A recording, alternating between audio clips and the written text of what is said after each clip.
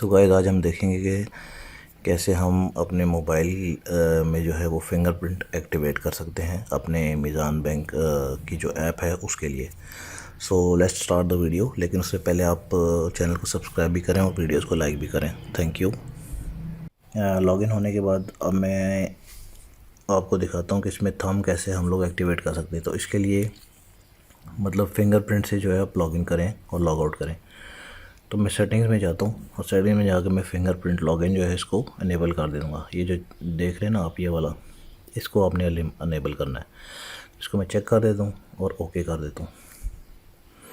तो उसके बाद ये मुझसे एग्री पूछेगा और उसके बाद मैं इसको पासवर्ड मुझे एक दफ़ा देना पड़ेगा यहाँ पे। तो मैं अपना पासवर्ड यहाँ पे डाल देता हूँ और पासवर्ड डालने के बाद मैं इसको नेक्स्ट कर देता हूँ।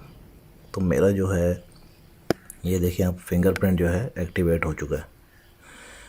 तो अब जब भी मैं इसमें लॉगिन करूँगा तो मेरे फिंगरप्रिंट के थ्रू ये लॉगिन करेगा, जो भी मैंने फिंगरप्रिंट इसमें मोबाइल में सेव किया होगा। तो thank you for watching the video. I hope आपको ये वीडियो अच्छी लगी होगी। तो टेक केयर, अल्लाह हाफिज़।